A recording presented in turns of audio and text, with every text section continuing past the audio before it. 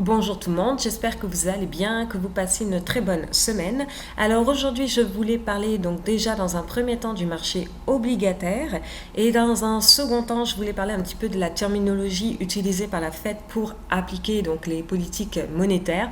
Pourquoi? Parce que déjà c'est quand même assez important de comprendre la terminologie utilisée pour comprendre donc la politique monétaire appliquée sur les marchés.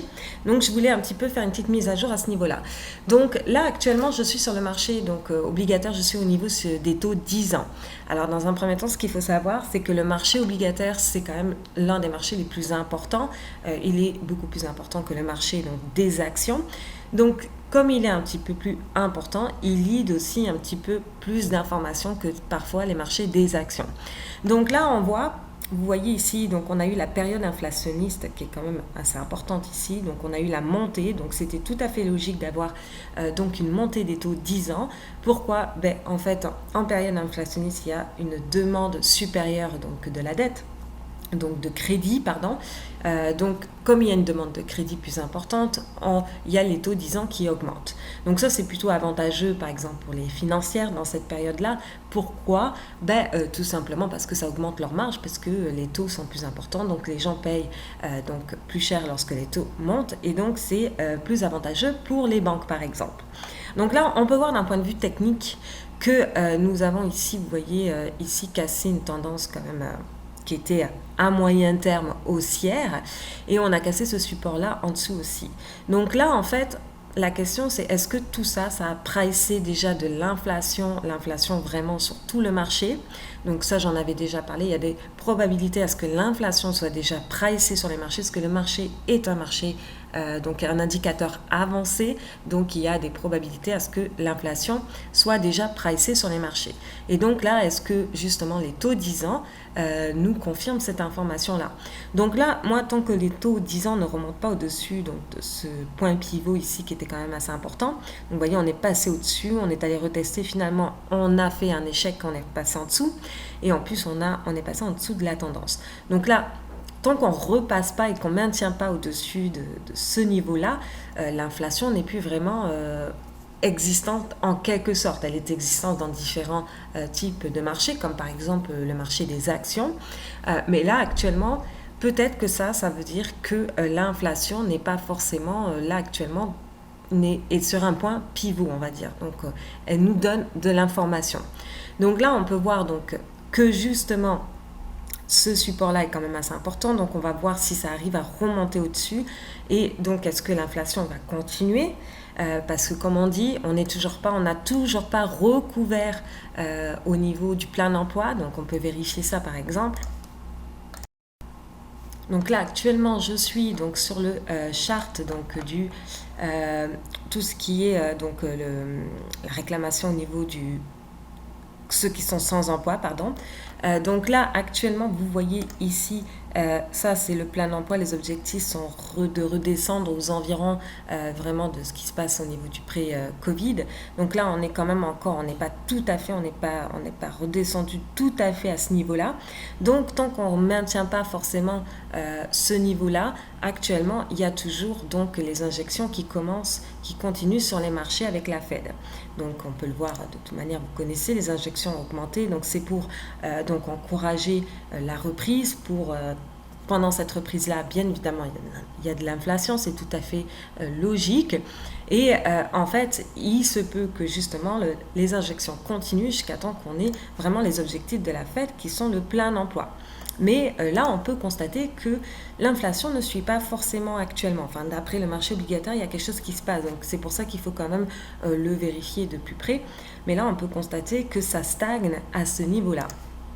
Donc là, au niveau Powell, il va continuer. Hein. Vous voyez, la Fed Policy, donc la politique de la Fed, ajoutera encore du support jusqu'à temps que le recovery est complété. Donc là, pour l'instant, on n'a pas complété le recovery, comme je disais, on peut le constater au niveau donc, de l'emploi.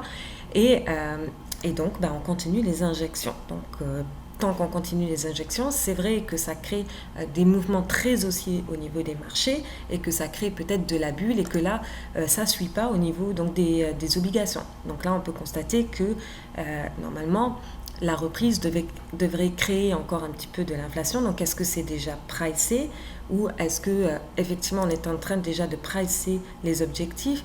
Donc là, pour l'instant, d'après ce qui se dit au niveau de la Fed, c'est qu'ils vont continuer à encore ajouter du pouvoir, en quelque sorte, sur les marchés jusqu'à temps de compléter l'ensemble.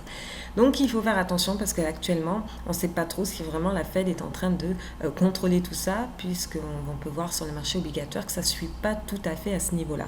Donc il y a peut-être une transition aussi. Donc peut-être qu'on va les atteindre beaucoup plus vite que prévu et que du coup, justement, c'est ce que nous dit ce marché-là. Ou sinon, si on arrive à voir à ce que ça remonte vers ici, on peut constater que l'inflation va continuer.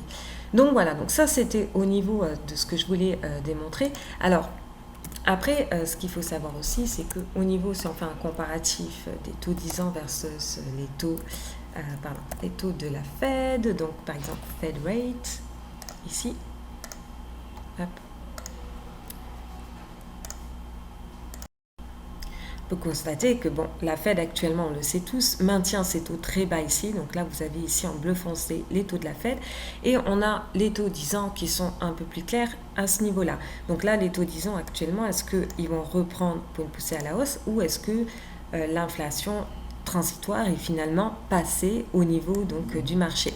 Donc là, on peut voir que le fait que la Fed laisse donc son taux très bas démontre que pour l'instant, on n'a pas recouvert non plus parce que là, vous voyez, quand la Fed augmente ses taux et que les taux 10 ans augmentent aussi, ici, là, on a de l'inflation qu'on essaie de contrôler et là, on va avoir ce qu'on appelle du quantitative tightening. Donc, on va essayer de monter les taux à fur et à mesure pour contrôler l'inflation. Donc là, au fur et à mesure, vous voyez que les taux 10 ans augmentent, on a les taux directeurs qui commencent à augmenter.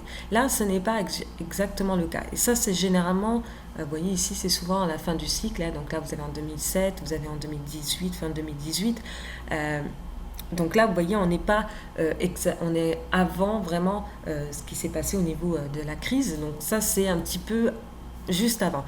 Mais là, on se trouve donc avec un taux de la Fed très bas et des taux 10 ans qui augmentent mais qui recommencent à redescendre. Donc là, les injections, est-ce qu'elles sont-elles aussi efficaces qu'avant?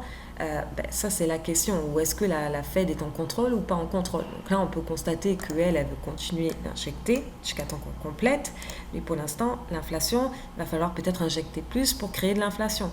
Ou peut-être, on va voir si ça se, rectifie à travers le temps. Alors, au niveau donc de la politique de la Fed, actuellement, vous savez, vous avez deux politiques de la Fed. Vous avez de la politique dovish et la politique hawkish. Donc, dovish, c'est vraiment, ça consiste à faire du quantitative